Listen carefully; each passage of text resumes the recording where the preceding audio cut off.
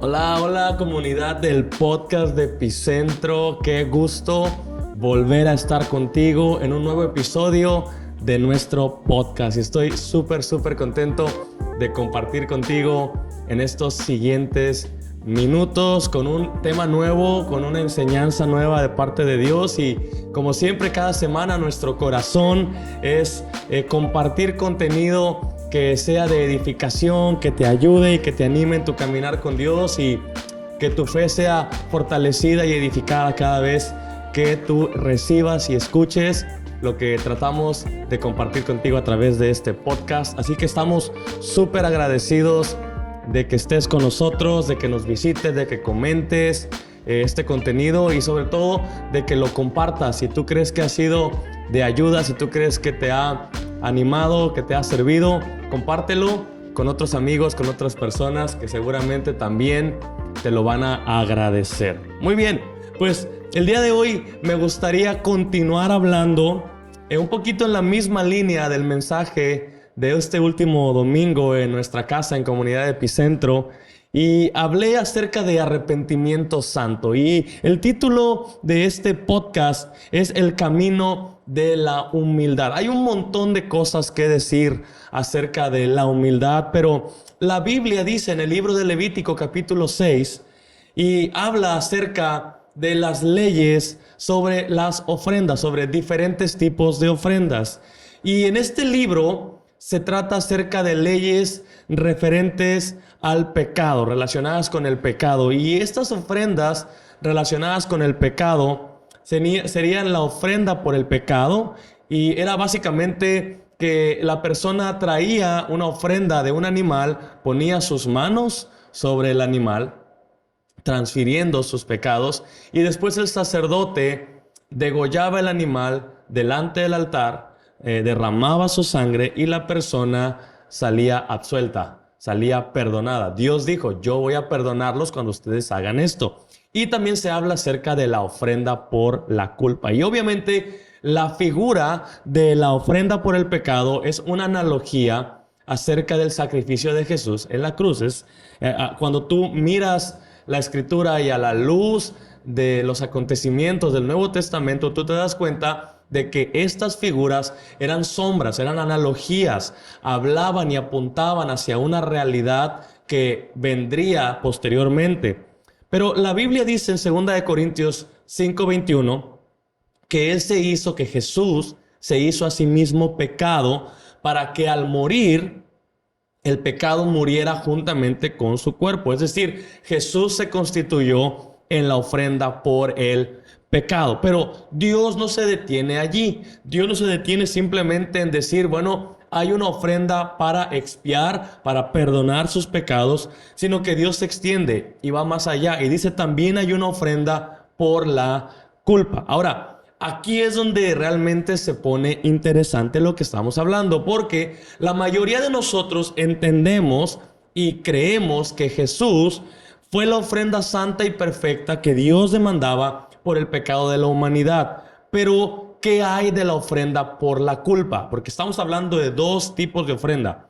Una es la ofrenda por el pecado, pero Dios introduce otra figura y habla de la ofrenda por la culpa. Y cuando Dios introduce esta figura de la ofrenda por la culpa en la misma categoría que la ofrenda por el pecado, lo que está diciendo es que Jesús no solamente fue la ofrenda para perdonar los pecados, sino que además fue la ofrenda que expía o que limpia o que lava y purifica los efectos del pecado. Es bien interesante. Ahora, ¿cuál es el principal efecto del pecado en los corazones de las personas, en las vidas de las personas?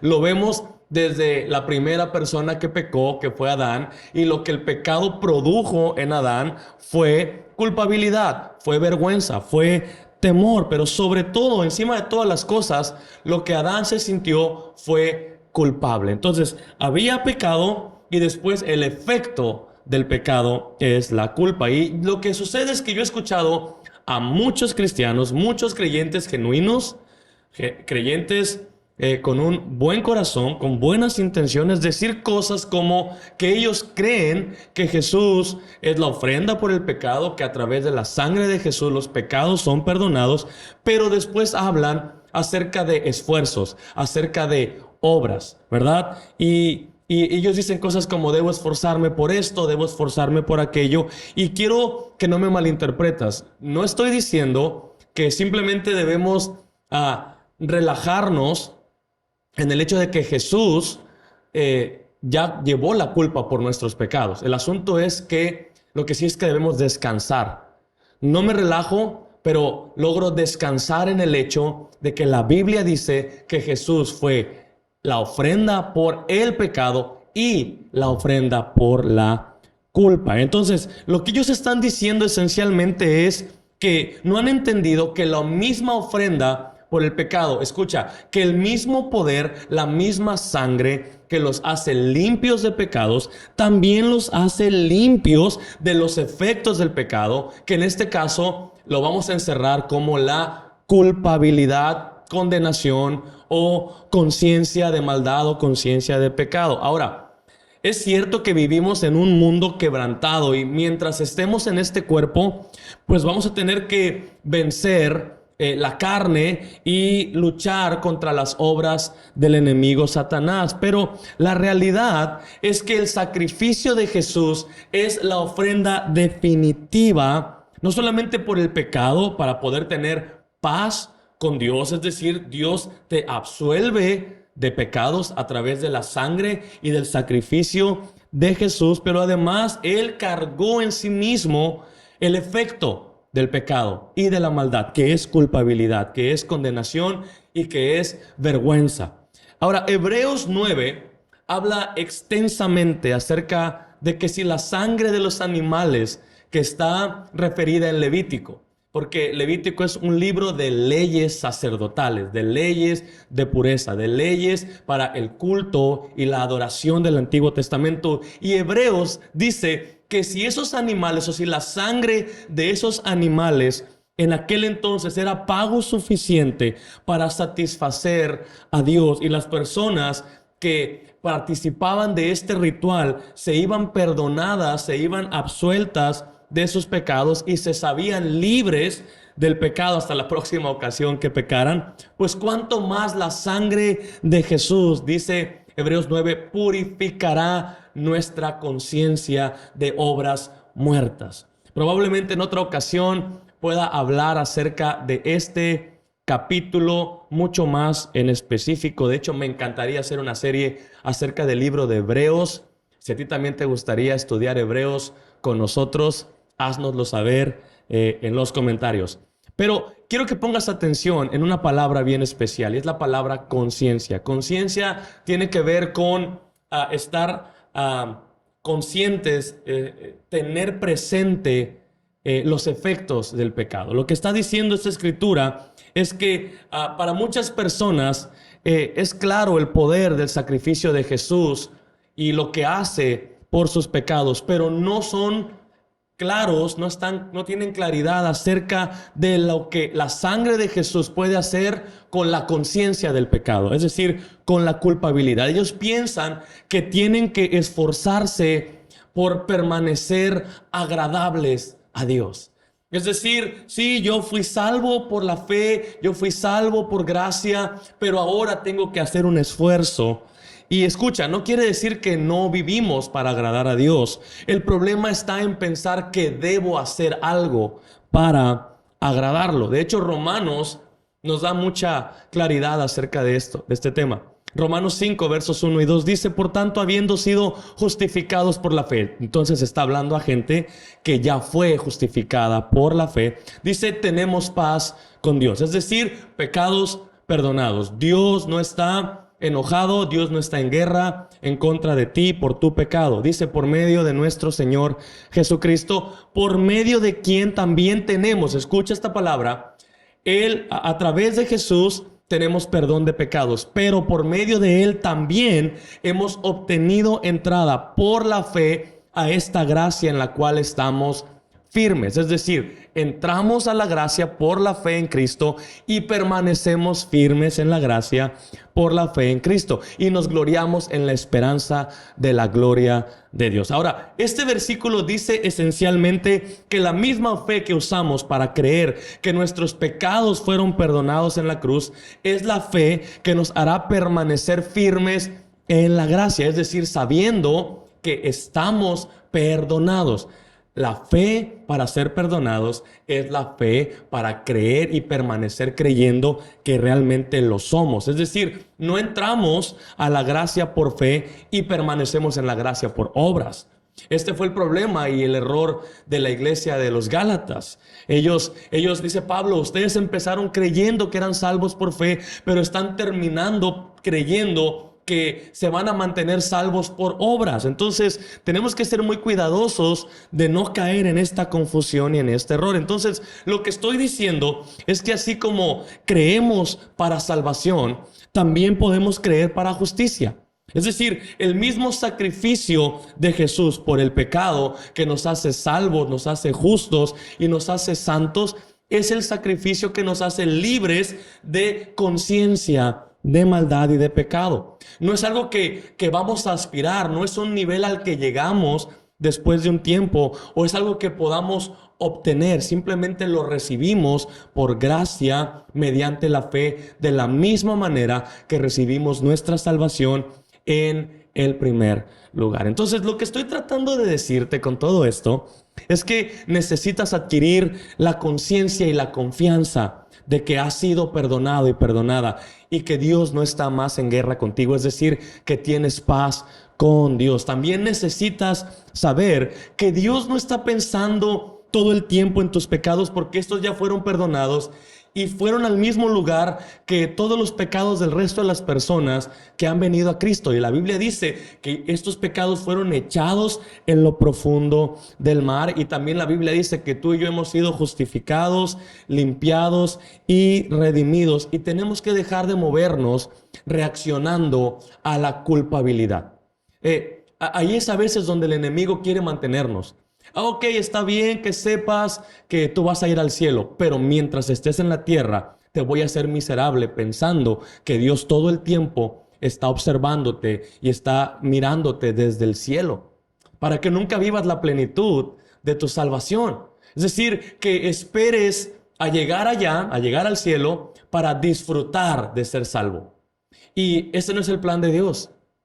Dios te salvó, te perdonó, te libertó de los pecados de tu vida, pero también te da la capacidad de disfrutar la libertad de la culpabilidad. Ya no debes nada. Y si ya no debes nada, entonces tú puedes caminar libremente y vivir tu salvación y experimentar tu salvación con plenitud. Entonces debes de comenzar a vivir sin más conciencia del pecado, porque eso te va a meter en un ciclo de miseria. Vas a entrar en un ciclo de toda la vida estar pensando, es que yo hice, es que yo cometí, es que Dios, no sé, yo creo que no me puede perdonar o me perdona parcialmente. Y déjame decirte algo, darle el lugar al pecado, o darle un lugar al pecado por encima de la justicia que fue comprada con el precio de la sangre de Jesús, es una ofensa a su sacrificio, es una ofensa a la cruz. Ahora,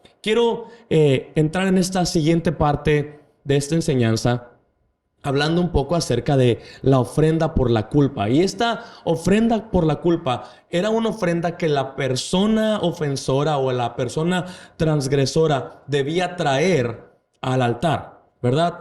Y esta ofrenda también es una imagen del arrepentimiento. Y lo que se me hace bien interesante es que Dios dice en Levítico 6 que esta ofrenda era una cosa santísima. Y cuando Dios le da carácter de santísimo a algo, tú sabes que tiene un nivel muy importante. Entonces, si no estoy equivocado, no hay otra ofrenda a la que Dios le dé carácter de cosa santísima. ¿Por qué? Porque al ser una representación del arrepentimiento, Dios está diciendo que cuando alguien se arrepiente, lo que está haciendo es traerle a Él una ofrenda por la culpa. Esto quiere decir que para Dios el arrepentimiento es algo sumamente valioso, porque arrepentirse básicamente es reconocer el poder del sacrificio de Jesús, es decir, reconocer que Jesús fue a la cruz para llevar nuestros pecados. Y no hay cosa que Dios ame más, y no hay cosa a la que Dios le dé más valor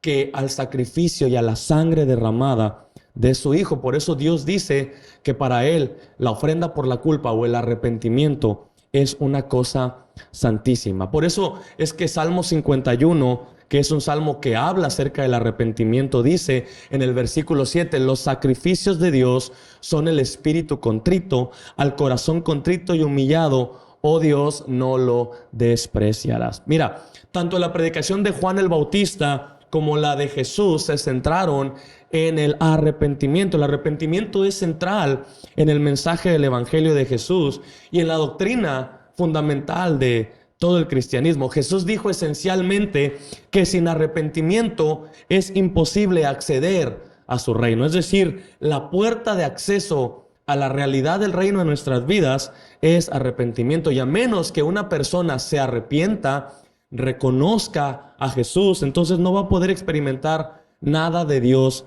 en su vida. Ahora, ¿por qué algo que es tan valioso para Dios como el arrepentimiento, o por qué Dios coloca el arrepentimiento como algo tan valioso a tal grado de ponerlo como la puerta de acceso para empezar a experimentar la realidad de su gracia? Es porque el arrepentimiento revela la condición de mi corazón. ¿Qué quiero decir con esto? Dios ve el corazón y pesa las intenciones del corazón. Es decir, Dios no va a pesar mis palabras, Dios va a pesar lo profundo de las intenciones de mi corazón, más allá de lo que digo o lo que hago. Es decir, arrepentirme significa que por un momento mi corazón no fue soberbio, yo no antepuse mi soberbia, mi orgullo, no fui egocéntrico, no fui orgulloso, sino que fui suficientemente humilde para reconocer mi condición, mi necesidad, y derribé argumentos y derribé la altivez y simplemente dije: Dios, reconozco mi necesidad de ti. Entonces Dios dice: cuando tú haces eso, yo abro la puerta de mi reino. Y aquí hay un punto muy poderoso. La raíz del arrepentimiento podemos ver que es la humildad, es decir, la actitud del corazón que está detrás del arrepentimiento, que anima e impulsa el arrepentimiento, es la humildad. Y la humildad es el valor por excelencia del reino de Dios. La Biblia dice que Jesús es manso y humilde de corazón. De hecho, hay tantas referencias acerca de la humildad y el poder que la humildad tiene en nuestras vidas, que ni siquiera quiero incluir demasiados versículos en esta parte. Pero lo que sí quiero hacer es hablarte por un momento acerca de esta cualidad y de sus efectos en nuestras vidas. Santiago capítulo 4 verso 6 dice: pero Él da mayor gracia. Por eso dice: Dios resiste a los soberbios, pero da gracia a los humildes. Lo que Dios está diciendo es: si quieres tener mayor gracia, y tener mayor gracia significa mayor presencia de Dios en tu vida, mayor mover, mayor manifestación, mayores milagros, mayor poder de Dios para vivir una vida victoriosa. Es decir, Dios te está diciendo: si tú quieres tener mayor gracia, el camino es mayor humildad. Pero el asunto es que muchas personas han elegido el camino opuesto al que Dios propone en su palabra para llegar a tener mayor gracia, a ver un mover más poderoso de Dios. ¿Qué quiero decir? Que constantemente estamos eligiendo el camino de la fuerza, el camino de la prueba y el error, y el camino, sobre todo, escucha bien esto, del aprendizaje por fracaso. La mayoría de las personas elegimos aprender después de haber fracasado. Pero en estos días yo me he estado haciendo otra pregunta. ¿Realmente tenemos que pasar por fracaso para aprender? Es decir, ¿realmente tenemos que esperar a fracasar para entender todo el punto de lo que Dios nos está diciendo que espera de nosotros? ¿No es más fácil ser humildes desde el principio? La Biblia dice que cualquier otro camino diferente a la humildad va a ser un camino de resistencia. Dios dice: yo resisto a los soberbios, pero le doy mayor gracia a los humildes. Y hay personas que se preguntan por qué es tan difícil la vida, por qué la vida me es tan complicada. Y la respuesta podría ser muy variada, pero creo que en general la Biblia nos da un panorama y nos da mucha certeza de por qué la vida se hace complicada. La Biblia dice que antes del fracaso está la soberbia. En Proverbios 18:12 dice literalmente: la arrogancia va delante de la destrucción y la humildad procede al honor. Es decir, la humildad viene antes del honor. Así que es muy sencillo. Aprender por humildad es un camino de menor resistencia que aprender por fracaso. Hay gente que su aprendizaje tiene que ver más con las cosas que no deben hacer que con las que sí deben hacer. Hay gente que es un ejemplo más de lo que no deberías hacer que de lo que sí deberías hacer. Y no creo que sea el deseo del corazón de Dios. Yo creo que Dios quiere que tú y yo seamos personas que aprendemos a través del camino de menor resistencia, es decir, a través del camino de la humildad. Entonces, otra pregunta que tengo es: ¿de verdad debemos tocar fondo y morder el polvo para poder entender los mensajes que se nos están mandando en nuestra vida? Debemos llegar a la enfermedad, debemos de llegar al divorcio, debemos de llegar al fracaso en general en la vida para entender que el camino al éxito y el camino más seguro al éxito es la humildad. Jesús dijo estas palabras contundentes: el que se humilla a sí mismo será exaltado, pero el que a sí mismo se enaltece será humillado. Entonces, en otras palabras, lo que él está diciendo es que el camino al éxito es la humildad, mientras que el camino al fracaso es la soberbia. Así que yo lo que te quiero decir es que no tienes que esperar a ser pulverizado para aprender. Estás a tiempo de elegir el camino de la humildad. Y pues bueno, hasta aquí hemos llegado el día de hoy. Realmente contento de haber podido compartir estos minutos contigo y te esperamos en una próxima ocasión en el podcast de Comunidad Epicentro. Y quiero recordarte que no te olvides de darnos un like y compartir este contenido si fue de ayuda para ti. Nos vemos muy pronto.